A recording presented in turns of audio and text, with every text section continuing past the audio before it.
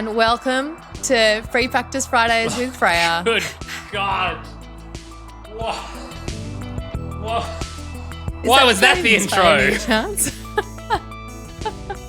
Oh, hello. Yes. Welcome. Howdy, y'all. You can refer to me as Horsey McHorse for today's episode because I believe that's the only way I'm getting a VIP paddock pass Thursday only. I believe that one is already taken, in fact. So, sorry, mate. I mean, I'll happily refer to you as an animal name any day, but... The content. The Daniel Ricciardo content. Not only is Horsey McHorse and he's arriving with his mate playing guitar next to him as he arrives, who's a brilliant performer in his own right. Incredible Only musician, got 12,000 followers on Instagram. I'm sure that's about to change. Yeah. But the little video that Daniel Ricciardo released a couple of days ago about Daniel's driving school, I've never... Oh, it's so great. The subtext of the anti-McLaren stuff is phenomenal. I am 1,000% here for it. And that's it. Formula One is not going to be the same without Daniel Ricciardo and Austin put together. No, that is just the hot tip. But it's just like the second he steps foot in America, I love it because we get so much content in that. You've got the Beats by Dre stuff that's coming out. You've got the, no brakes situation coming out. You've got people riding into, Grand Prix on horses. It's phenomenal. The second he sets foot in the US, things are good. And what's funny is that you go through the comments of some of those videos and we'll actually explain what happened in a bit later. But you go through some of the comments there and it's exactly that. How are we going to watch F1 next year with no Daniel? The paddock is not going to be the same without you. Danny plus Austin just makes sense, find someone who loves you Daniel Ricciardo loves Texas. It's just this kind of overwhelming outpour of people who are going to miss him on the grid next year and potentially around the paddock as well. But we'll come to a few comments that he made in kind of the media pen today, which gives us a hint that he won't be too far away. Even if we don't know exactly what that means. But we'll get to that a bit later on. We're going to mix things up a little bit today and start with our profile of the week. Now, I was going to leave this one till next week, but I was just really excited, to be honest, to profile this individual and the role. But as we head towards Mexico, it felt like the right time to put the spotlight on this person. I feel like Austin gets enough attention and we have enough content being created about everything that's wonderful about the US and Austin and this Grand Prix. So we're just going to fast forward a couple of weeks and jump right into Mexico, basically. So today's profile... time machine Freya. Yeah. I mean, I'm in the past going to the future already. So... I don't know, maybe I should work for Formula One because I've cracked the time-space continuum. Very good. Just a thought. But, yeah, so the individual who we are profiling today, another person who I would just go and recommend that you listen to her say her own name because like everything else Australian, we will butcher it. But her name is Dalia Carolina Ramos. As Australians probably call it Dalia, but that is absolutely not how she pronounces it. It's beautiful to hear her. Can I just say not to be confused with the brilliant cartoon Daria? Daria. And our generation 1,000% knows what I'm talking about. If you don't know what I'm talking about, there's no point explaining it. It's very, very true. No, not Daria, Dalia. And like I said, go on YouTube and listen to her say her own name because it's beautiful, obviously, in her own language. But she is the head of build and test at Alpine, and we'll get to what that means in a minute. But what is very interesting in researching everything about Dalia and her role is that she actually talks in her various interviews very little about what her actual role is, and she talks a lot more about the importance of leadership and her role within the team and kind of how she's got to where she is. But again, very much that the importance of her role being about leadership and managing people as much as the technical side of things, which again I'll go into in a bit more detail, but just an interesting, I suppose, finding, as much as this is not a research project, as much as just an activity that we do. It's my findings from my research this week. Well, and maybe we can set some homework for our listeners. If you want to submit to Freya's free practice Friday philosophy, not with an F, but I'm trying to find phonetic rhyming, can't do it. Degree in Freya's Fridays, F1 Fridays, you can submit a 5,000-word essay to Freya at hello@lakesidedrive.com.au, I guess. I don't know. But let's open it up there. If people want to do it, good luck to you. Please do. And I'm glad that you know the email address, because Campy and I don't, because we actually had that thought a couple of weeks ago and neither of us knew what the email was to send people to. But hey, we got through it. And the sad part is that I would enjoy every second of those 5,000-word essays way too much. So please do. I'd happily make them as funny as you can, and I'll take a lot of joy out of that. But it's absolutely accurate. If there is someone who you would love to hear us go and do all the research about and understand their role in F1 and who they are and how they got there, then do let us know. We've already reached out to our patrons, and that has been the source of a couple of the people who we've chosen so far.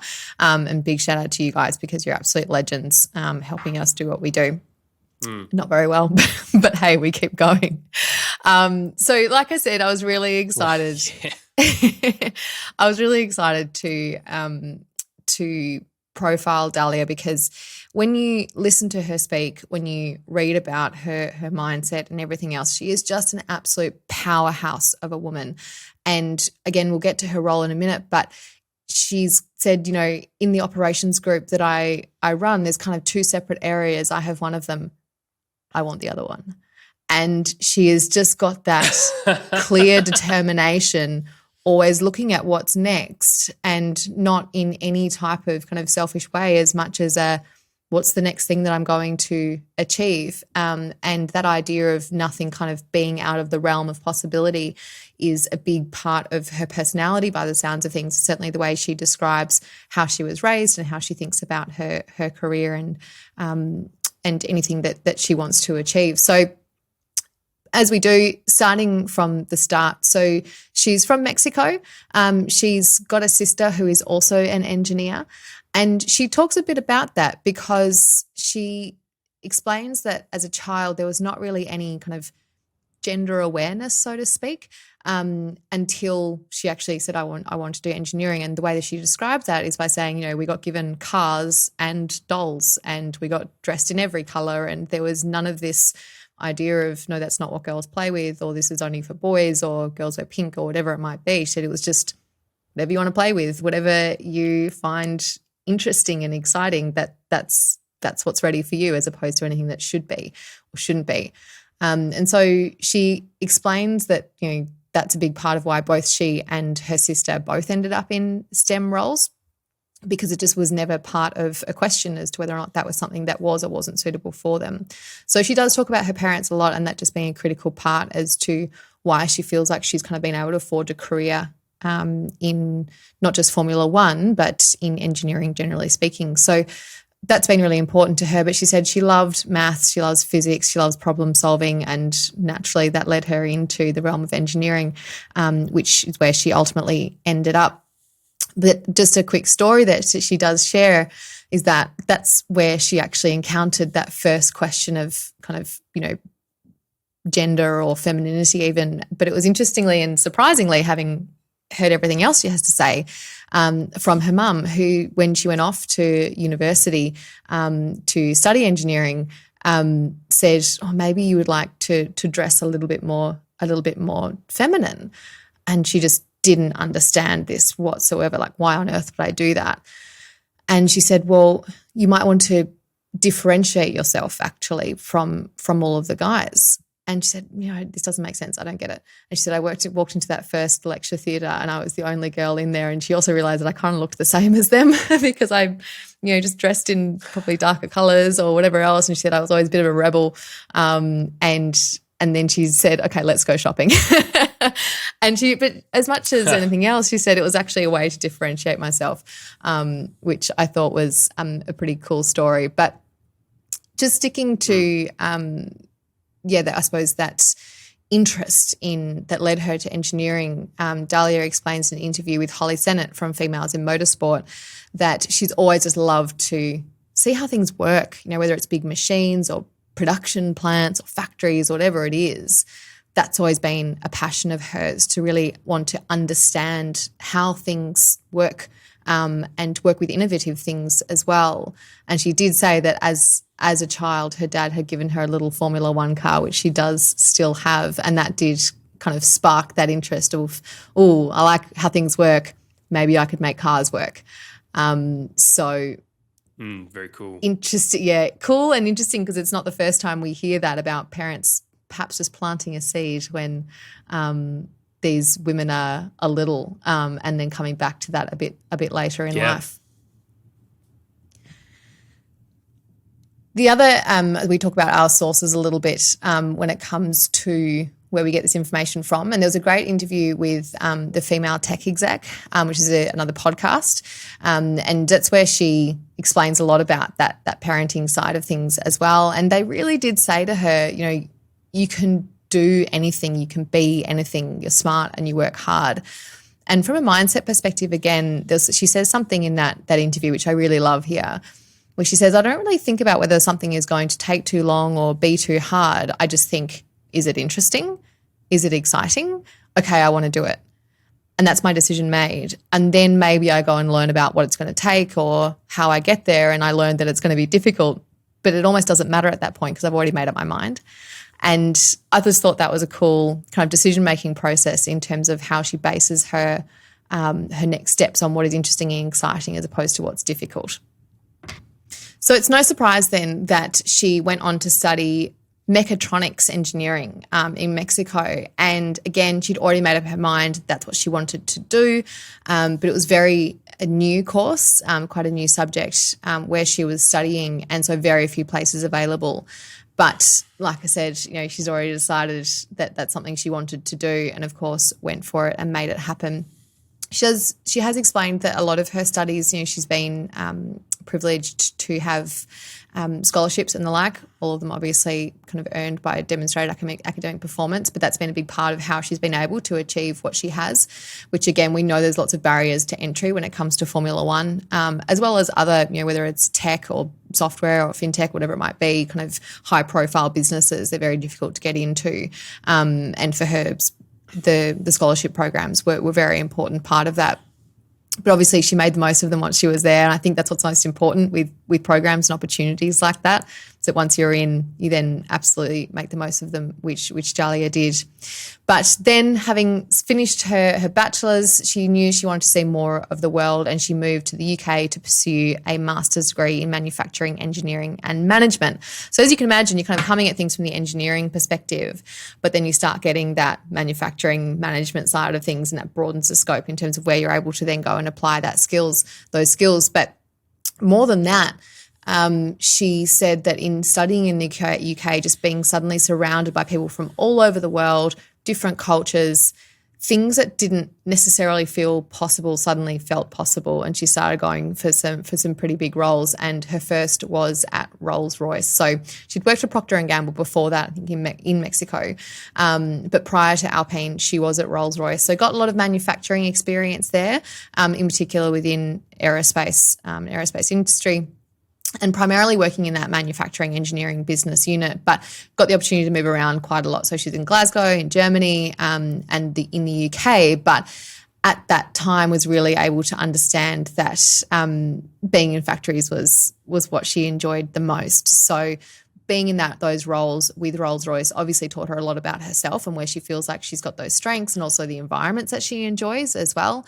Again, I think it's really interesting as we talk about people who are working in Formula One, they didn't just land there in these top positions. They've been learning about themselves along the way through all of these different positions, figuring out what their strengths are, building on those. Do I love leadership? Do I love management? Is it all about testing and refining? Is it about pushing boundaries? And for her, one of the things that she learned was that environment that she loved working in, which which was the factory. And she does say that, look, my final role at Rolls-Royce was as a quality manager. So I was managing the kind of overhaul facilities that they have around the world, but really realised that being in the factory is what she enjoyed the most. And at this point, started looking at alternatives. So she'd been there for a while, had been in a couple of different roles, and this is where she started thinking back to that little car that her dad gave her and turned her eyes to motorsport. It are pretty timely. Again, these kind of stars aligning, and there's a lot of those stories that come about when it comes to people who have found their way into Formula One. Right at that point, Alpine was going through a restructure, which we'll all be familiar with not that long ago, and making adjustments to the way they were working, in particular, making adjustments to how things were working in the factory. And Dalia says that when she read the job advertisement for the role that she is currently in, which as we mentioned earlier was head of build and test at Alpine, she said, I read the job advertisement and I felt like they were talking about me. You know, they wanted someone who could drive and manage change. They wanted someone who could work with diverse groups and obviously people from all sorts of different cultures and different backgrounds and technical expertise, people who could motivate teams, bring new ideas to life, and had the determination and kind of diversity of experience and the personality to go with it. And she said, I read this description and I thought that they were talking about me, and obviously went for it and was successful in getting that role. It's interesting, isn't it, when, I mean, as you say, Alpine's restructure wasn't that far in the past. But it takes a little bit of time, doesn't it, to sort of get everyone on the same page and reorganise an organisation in such a way that it's going to be able to fight for championships long term. And now that Fernando Alonso is leaving Alpine, we can confirm that they'll probably win a championship in the next 5 years, as is the way of his movements around the paddock. But it's interesting that, you know, going from Rolls-Royce in production and quality control of what I imagine is, you know, significant parts and engines that go on awesome aeroplanes all over the world, to doing the same thing here. But from a Formula One point of view, or motorsport point of view, it's interesting for me that she wanted to be in the factory. She knew that at Enstone is probably where she wanted to be, or between Enstone and then the factory in France as well, and travelling between those two and working with a group of people there too, because it's not always about travelling. In fact, I imagine less people want to travel to 24 races a year now than probably the 17 or 18 race calendar that should be. So having that kind of intent and interest, and then consistency with work. So I imagine turning up as a normal work day, 9 to 5, or maybe slightly longer through a normal working week, how that side of Formula One exists compared to what we see, of course, with the pit wall and even the strategy, like we talk about Ruth, for example, at Alfa Romeo for the strategy that she does and what her race weekend looks like. And so I think it's really interesting now that this is how they're doing it, and they're really investing, or Alpine are investing, and like Aston Martin are now investing in people and pinching really good people from other sectors that within engineering as a whole to then come in and help bring new ideas as how they can do things better. And of course, aerospace is very akin to a lot of the factors and the processes that will go into Formula One as a whole from a team's point of view. Absolutely. And I think what's really, like you said, what's really interesting is that I think for a lot of people who watch Formula One, who are fans of Formula One, you know, the part that you see for obvious reasons is the track, and we'll all be not familiar necessarily with all the roles that are involved, but they're the ones that you see or are more likely to see. And I think it's good to know about these. And like you said, with the 175 races that we have on the grid, on the calendar for next year, it's going to be less and less of an attractive prospect for many people to have to be required at every race. And I think I spoke about this with Campy a couple of weeks ago, it'll be interesting to see if some of the teams do adjust their ways of working now that they've got those extra races on the calendar, because it's such a hard toll on the individuals and their families and friends and everything else, and just general balance, even if it's not those things, in order to attend every single one. So it'll be interesting to see if there's teams who do adjust their ways of working. But for Dalia, she knew that she wanted to be in a factory, and her experience had told her that. But like many roles in F1, for her, it seems every day is different. You know, I don't think I've researched a single role in F1. They've said, oh, yeah, no, every day is pretty predictable, and I know what's going to happen next. Every day, it seems, is different. But She explains that generally it starts in the morning with the kind of the team huddles, as you can imagine, but she makes sure to spend time with each of the areas that she manages, of which there are 4. But naturally, she said, there's going to be teams that have bigger problems to solve or have higher profile activities. So those are the ones who will ultimately take priority. But this is where I said we'll talk about her role now, but so in her role as head of build and test, basically she's responsible for that very last stage of the car before it goes to the racetrack. So they do the mechanical build. So think gearbox, hydraulics, suspension, etc., as well as mechanical testing of those different components. So that's partially making sure that they work, but that's also partially FIA regulations that might need to be considered in that process, as well as doing the mechanical tests of all the subsystems, pre-fit, and then also the final build as well. So they coordinate on top of that all the parts in the factory that come back from a racetrack after each Grand Prix. So this is a team that watches a race and sits back really hoping that no one crashes. This team works very hard at Haas and at Williams. Not only because they are the ones that, when a car is written off, that they are coordinating all the repairs. So when their ECU is blown to pieces and they have to send it off to McLaren Applied, they're coordinating that whole process. But then they've also got this nervousness going, oh my gosh, was it us? We've built this car. We've put it together. We've put the pieces together. So there is an element of that kind of anxiety when you see a car go off track or hearing about a mechanical issue, that there was something that went wrong in one of their teams that they need to go and understand. Now, from certainly from what we see from their perspective, that doesn't seem to happen too often when it comes to having to deal with parts that are coming back in 100 different pieces need to be put back together.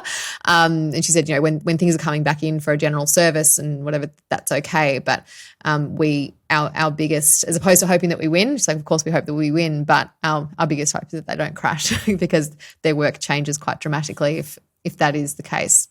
But she takes her personal responsibility for the team very seriously. And this is what I was mentioning earlier in terms of saying, when she talks about her role, she talks predominantly about her role as a manager and as a leader. And she takes that personal responsibility very seriously, and I would say quite weighs potentially quite heavily on her shoulders in a lot of ways, again, just listening to the way she talks about it. And she makes a very conscious effort, she explains, to understand the concerns of opinions for everybody who works on her team. So, naturally there's going to be compromises and negotiations, and, not everyone is going to get their way every time, but everyone will get a voice. And I'll quote Dalia here by saying, I consider an important part of my job to make sure that the team are always performing at their best and have all the tools to contribute to being a championship winning team. And that does explain her mindset a little bit in terms of saying, no, we will be a championship winning team and my team will be set up in such a way. That is absolutely where her mindset is, which, as we've discussed when it comes to other organisations, that potentially being the difference between some of them is whether or not they see themselves as championship winning teams, and that being a big factor as to how well they put themselves forward on any given weekend. Well, if you go back and listen to my chat with Michael Italiano, Tommy and me, great chat, the best performing podcast we've ever done, no surprises there, but he was saying that he was very shocked, and Daniel was very shocked when they came from Red Bull into Renault back then, at the attitude that just wasn't there when it comes to winning championships and actually changing your attitude about what you can control and what you can influence. Where you can influence winning a championship by thinking like a championship winning team. You can't control it, of course. It's way outside of everyone's control, including the drivers, but it's an interesting mindset. So to see her attitude like that under the Alpine banner, I just wonder whether or not that was something that DR and Italiano set on course for within, momentum with the team. So when they're looking for people like this and writing the job advert as they probably did from an HR point of view, they're now thinking about championship winning mentality all the time. So it's great to see that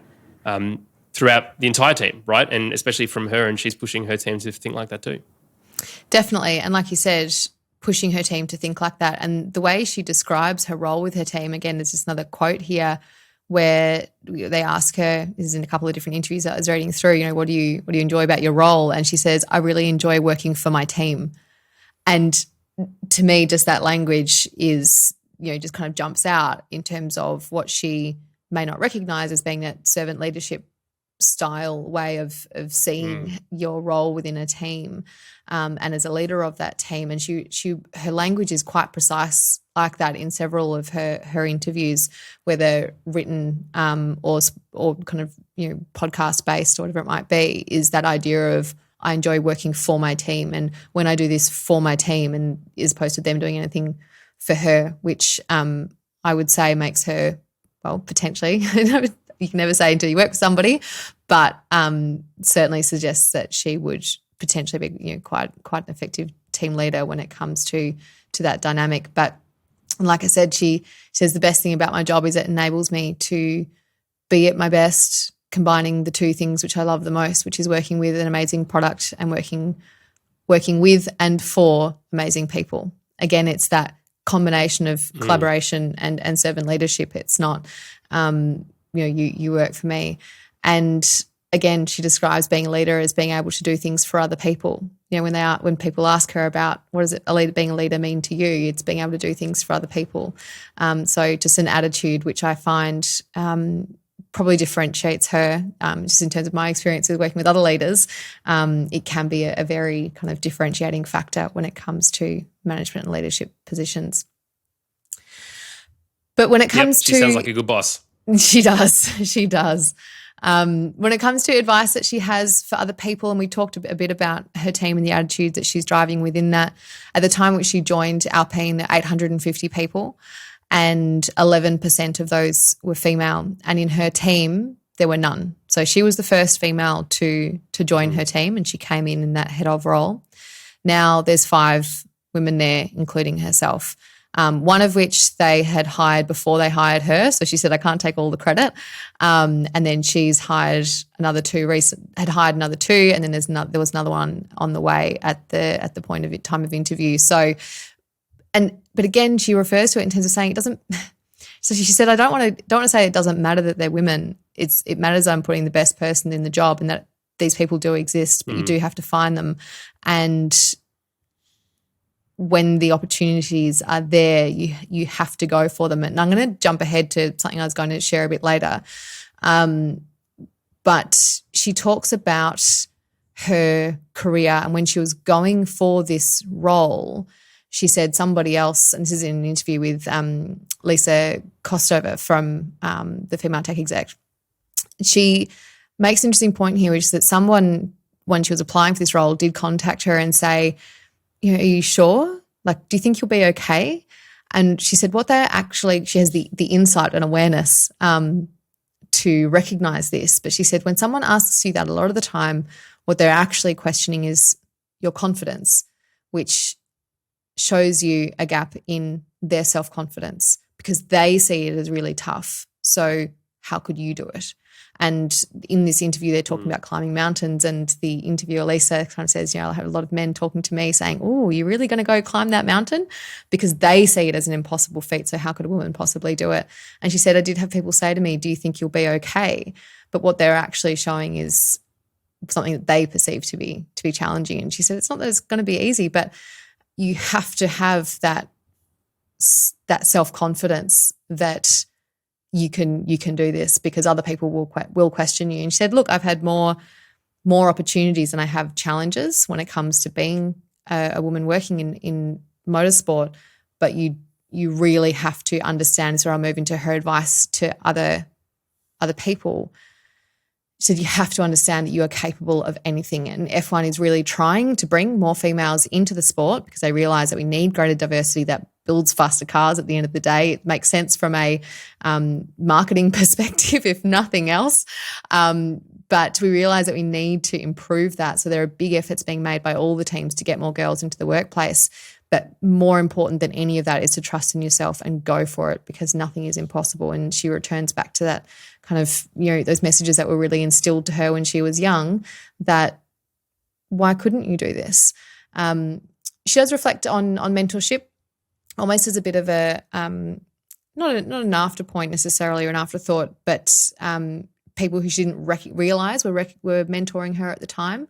But now upon reflection, she said they actually were providing me a lot of guidance, some great advice, a sounding board when I wasn't sure of my next move. So in that kind of advice to other people, part of that is mentorship and finding yourself some great mentors when it comes to, like I said, soundboard, getting advice, getting feedback, and helping to navigate the path forward. People who have been there before potentially, but even if they haven't, people who might have carved paths in leadership or management or whatever it might be, if that's what it is that you're after.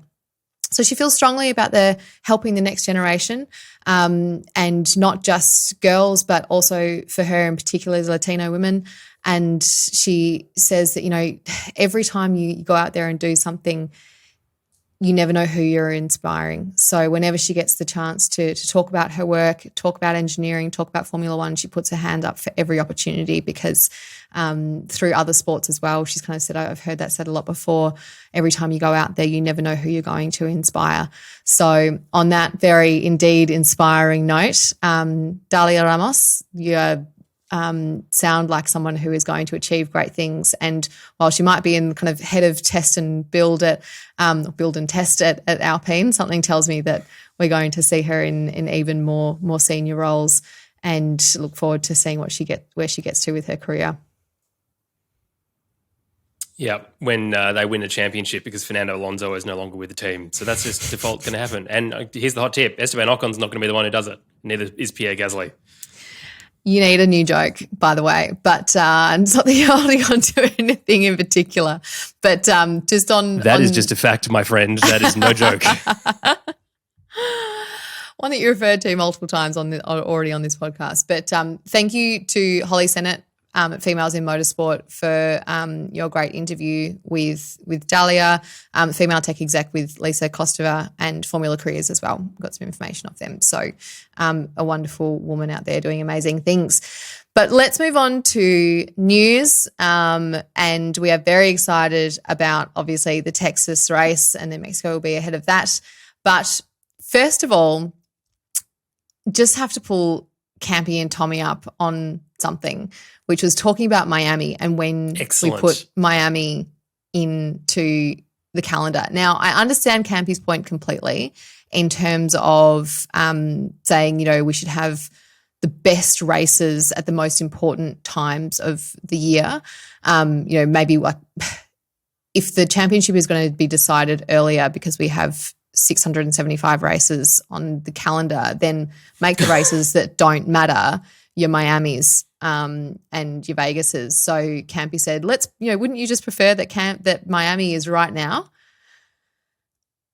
The thing is, you might have noticed that 3 weeks ago, a Category 4 hurricane named Ian ripped through Florida. And I was actually in Miami last weekend, and a couple of our Uber drivers there were talking about how they were working for the cleanup and driving people around to help them get things that they need for their car. That state is in a complete rebuild situation. So this time of year, with still 11 days to go of the hurricane season, I think it ends November 1 from memory. I should really know that because I'm also in the hurricane belt. Not a great idea. So, yeah, no. We'll be dealing with a lot more for a typhoon. Might make it more interesting though. Well, it wouldn't, because you just wouldn't race, and then everyone's stuck in Miami, and not much happens in Miami, to be honest. You go out on a boat and that's it. Look, but not in a hurricane. I do not disagree with you, but the same thing then has to go to why we're going to Japan at the same time that we do every year, because this stuff this is not the first time this happens. It's ridiculous. So I would rather inverse and say have the ridiculous timing with Miami and have the good timing with Japan, so we just have good racing. How about we just scrap Miami? Just delete completely. Miami from the calendar altogether. Yeah, there you go. Exactly. Yeah, that's the answer. I agree. So other news this week, to anybody who's hoping to go to free practice and watch an F1 driver, good luck to you, because there are basically no F1 drivers at free practice this weekend. So we've got Theo Bachar, who will be racing for, doing free practice for Alfa Romeo, Logan Sargent for Williams, Alex Palou for McLaren, Robert Schwartzman for Ferrari, Antonio Giovinazzi for Haas. So that leaves only a kind of a handful left over. Come back to our original question we had a couple of weeks ago of the importance of free practice, and you look at some of the names here, and it's a good initiative to give people a chance to familiarise themselves with an F1 car in a pretty kind of low stakes way. But it does feel like it's a bit symbolic. Yeah, well, and really it's supposed to be trying to get rookies into the car, like young rookie Antonio Giovinazzi, for example. Yeah. The baby Jesus getting into the car, maybe. Baby Jesus. It's getting close to Christmas, you never know. Other news this week, track changes. So it won't look too different, but there has been some efforts to solve some of the problems that we know exist with this track. So turns 2 and 10 of it had reinforced concrete and steel rebar have been installed to try and prevent those dips in the track from reoccurring. So they've kind of helped to fix them. Now they're trying to prevent them from occurring again in the future. We've had some resurfacing kind of throughout a lot of the turns, basically. Runoff areas at turn 6 and 20 have been modified because they've added new grandstands. 440,000 people expected over the course of this weekend. So obviously trying to make more space for them. Goodness. So squeezing in some new grandstands, and it was the runoff area that got sacrificed. Let's hope the cars don't naturally, or the drivers don't naturally remember that there is a runoff before forgetting that there is in fact a grandstand. Well, what was funny is that I think it was, oh goodness, I can't remember who it was. One of the press conferences was saying, talking about one of the turns, and then said, "Oh yeah, but you've got a pretty long runoff afterwards, so that kind of takes the stress out of it." And I was like, not anymore. So hopefully you don't need that. And then we've also removed all of the sausage curbs, or because we're in the US, we call them turtle curbs, have all been removed. Good. Obviously, that's a good thing. It's a safety thing, as well as probably making for better racing at the end of the day. Yeah, I agree. I think that was I think the curbs kind of made sense with previous generations of Formula One cars. And, of course, Formula One and MotoGP are not the only things that go around the circuit. Plenty of other American racing series as well. So it's good to know that they have made that decision, because also with the way that these cars are working, any disruption in downforce when they're going over something will result in a spin and then a car finding itself in a grandstand, not in a runoff area, which we don't want. It's what we definitely don't want is cars in grandstands, and already Zhou Guanyu has already found himself exceptionally close to that. So let's hope that we don't have anyone get any closer than he did. There's not been a lot of information around the cost cap kind of situation. It sounds as though Red Bull are kind of in discussions with the FIA over that, because if they don't kind of resolve it at this level, it then goes to the cost cap adjudication panel. I'm pretty bored of talking about this, to be honest. Yeah, I am too. But the same way, though, I think it's probably more interesting to me than really any of the other previous news we've had to do with the FIA, because it's very important to know how this organisation works now without Michael Massey as the race director, and what reflecting on decisions is a thing. So I think Red Bull is having a press conference today, which is tomorrow for you, today for me, today for when this is released. So we won't have that information, yesterday, but it probably exists somewhere when you're listening to it. You'll be able to hear what Christian Horner has to say about it. But look, as you say, if Red Bull enter an agreement with the FIA to say, okay, we have overspent, then they just take whatever fine comes towards them.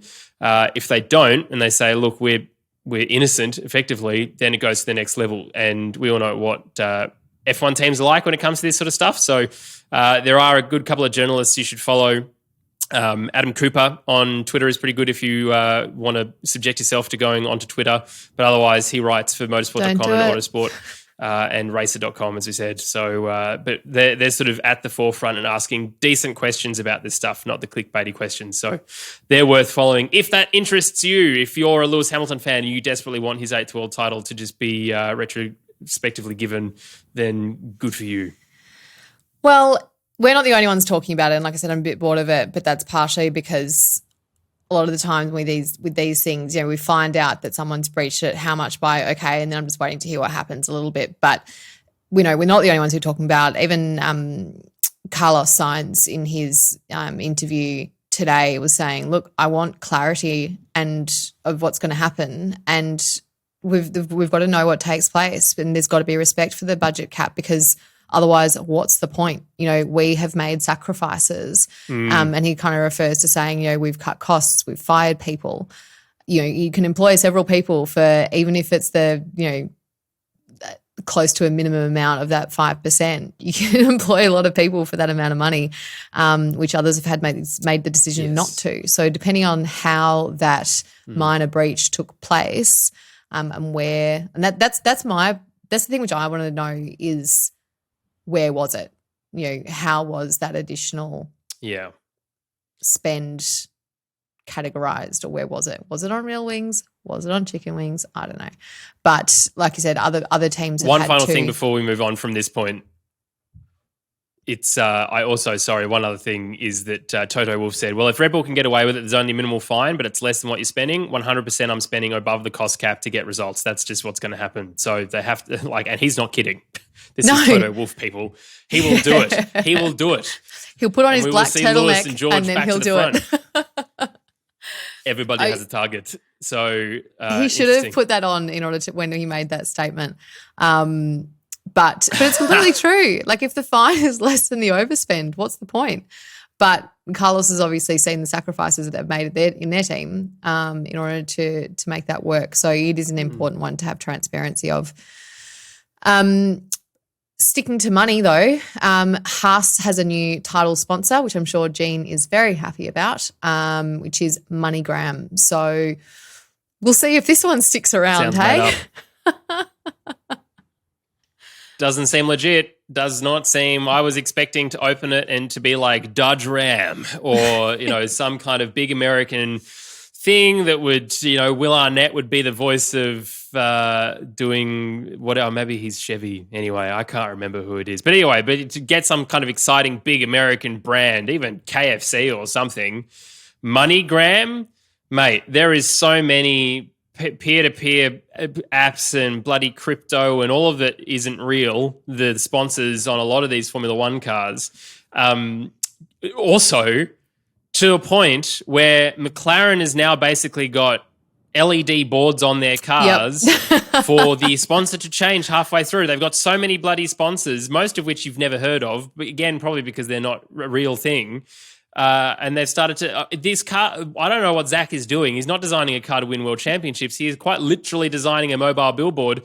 And I imagine it would be region dominated. So if you're in Victoria, maybe some state election posts will start coming up, and you'll have some Liberal and Labor and Greens advertising going on based on your geographical location. So if you do have a NordVPN based on previous purchasing history, if you wanted to support the podcast in this way, they're no longer a sponsor, so don't feel like you have to. But if you did, you can go in quite literally and select Melbourne as your server, and then all of the F1 would be displayed for that, which is it's a.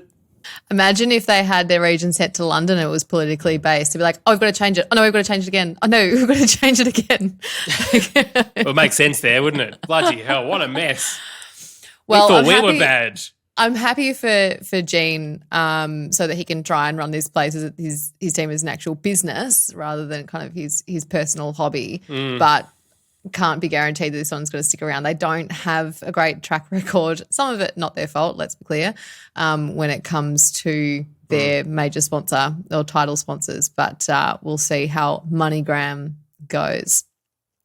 Just some other bits and pieces which we wanted to mention coming out of the press conferences and talking about the upcoming race. So let's talk about the drivers a little bit rather than news. Let's get our DR hats on. It's I had just mine on in preparation for this. Yeah, I know. It's just the best. So for anyone who missed it, don't know how you could, but Daniel Ricciardo arrived on a horse, which is just standard Austin activity. And so good. And the horse had his own VIP paddock pass. And what was his name, James?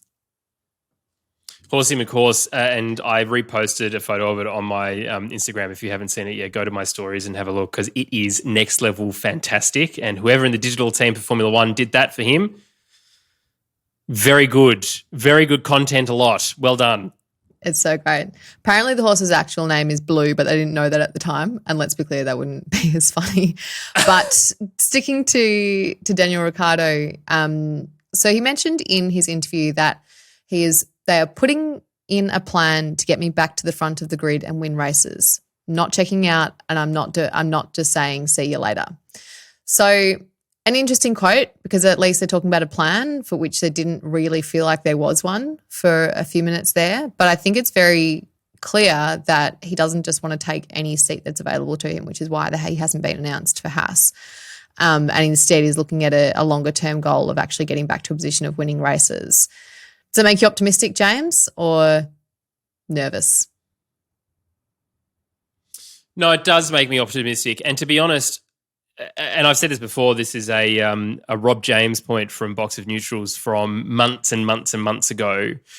He was talking about then, before any of this nonsense was announced, that that Daniel should take next year off anyway, leave McLaren a year early, depart and have a sabbatical, and then come back and figure out some options. Because for many, many reasons, and I actually think now, the more time that's gone on, the more I think about it, going to Haas Williams is a good way of ending his career very, very early. But waiting for a better opportunity, I think is a good thing. He had one of the best interviews I think he's conducted in print media with the race. I don't often say this about this organisation, but it was actually very, very good. Just Google Daniel Ricciardo, the race interview, and it's the first result that will come up. Read it. Read the whole thing. It's very long-form written content. It's very, very good. Daniel was very, very honest about it. And the thing is this. People like Christian Horner, who you spoke about a couple of weeks ago on a previous episode, in his episode of Beyond the Grid with Tom Clarkson, said Daniel is a brilliant driver. McLaren haven't been able to unlock it. And for me, a lot of the people on the grid who are in decision-making positions will know that it's the car, it's not the driver.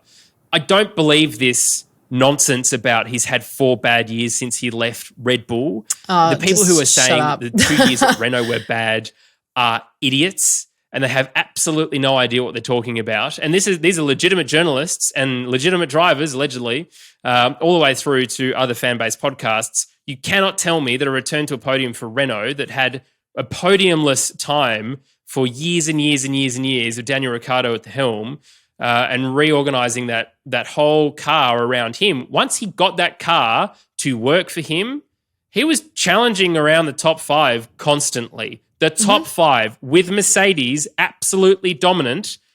Sometimes he was above Valtteri Bottas. So let's just remember that. And so I think for a lot of these people, as I said, and yes, I'm DR passionate, of course, I'm wearing this hat. I have too many of his hats. I could probably have a good parade of hats for the next couple of episodes and not maybe wear I'll the just same do that. hat You twice. keep talking for a second. But it's a bit, to me, it's a bit ridiculous that we're sort of thinking, oh, well, he's washed and he's never going to come back again. This is the world of Formula One where we are talking about Nico Hülkenberg coming back to Haas. Nico Hülkenberg, who had a best result of 4th in a Sauber, and I think it was Malaysia from memory, who is being discussed as the best option for Haas 2023. So, and by all accounts, by the way, that as a side note, there are rumours that Hulk is going to be announced. Now that there is this MoneyGram title sponsor announced for 2023 and they've tidied that up, maybe 1-on-1 will continue if there is another German driver and it's not necessarily Mick's sponsor anymore. Maybe they bring back K-Mag. So there are a lot of good things to say about bringing K-Mag back, but in the same sentence, people are going, but Daniel Ricciardo's washed. So I think also in that respect, some time away for DR will be good. He can work on some stuff that he needs to work on. I really think he should start his own podcast. Daniel, I'm happy to produce that for you. Let me know. I'll do that for free. But I think listening to him talk to other people It'll be about 1 billion times better than the crap that Nico Rosberg puts out, because it won't be about him. It'll be about other people. Imagine that when you're interviewing them. But for Daniel, there are plenty of opportunities in 2024. His management team are not shit. They're very, very clever. And I think he would be already having conversations about his 2024 season before this was going on anyway. This is just what happens in Formula One. You're halfway through the season. The contract is through to next year. He knows he doesn't want to stay with McLaren. He wouldn't have wanted to stay anyway, I don't think, noting everything that was going on and the attitudes of where Lando was going, and he was clearly the faster driver and he's accepted that.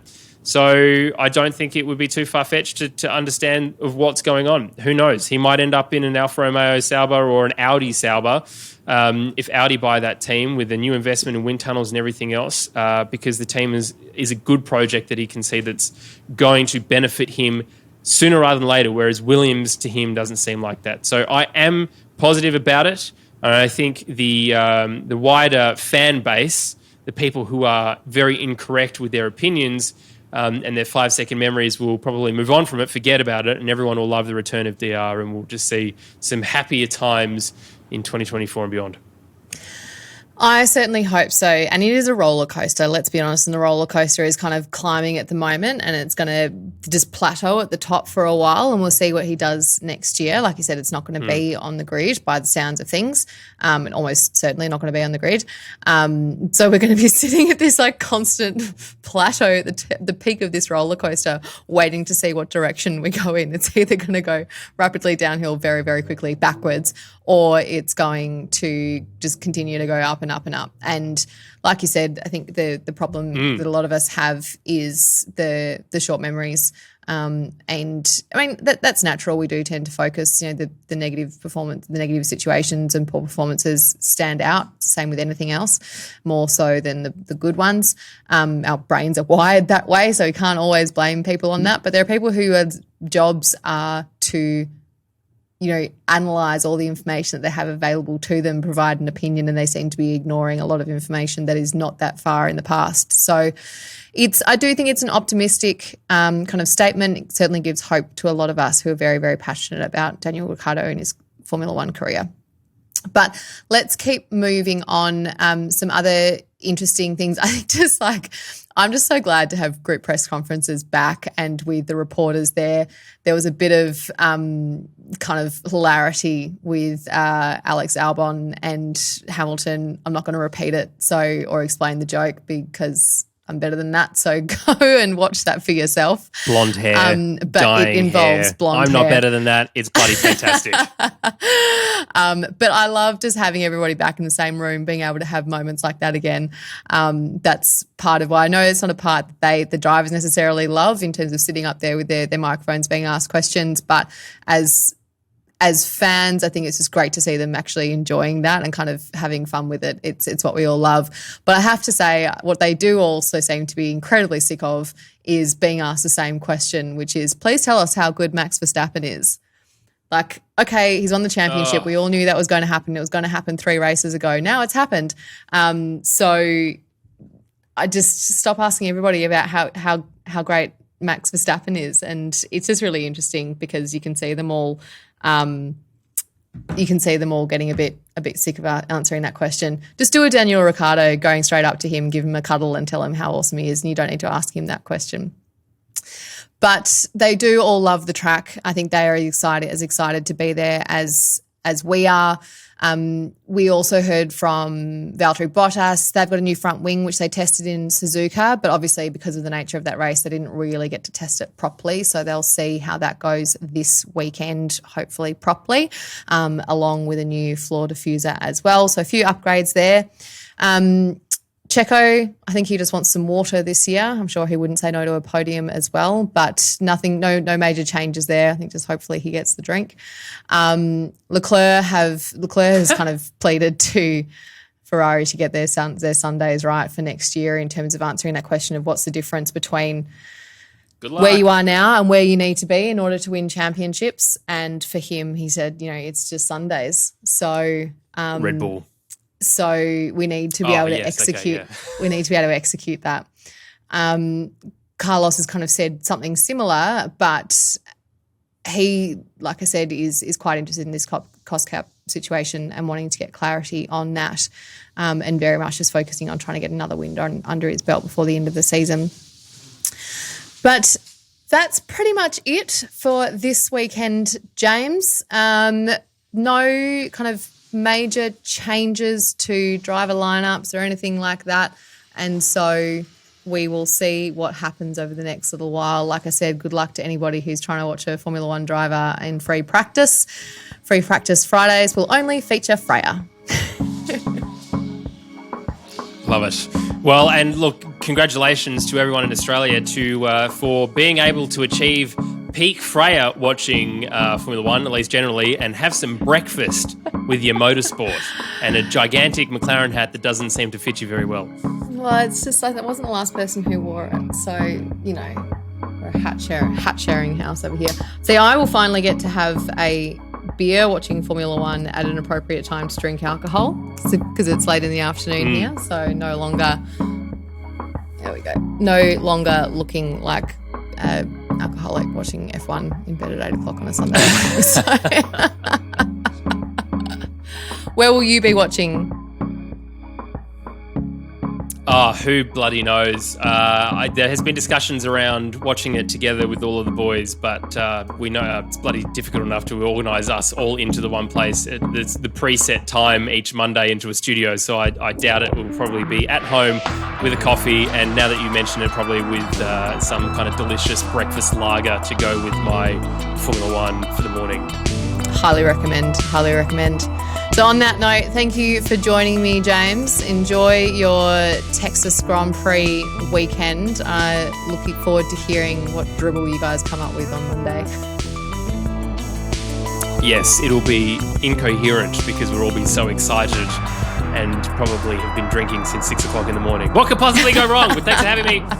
See you next week. See ya.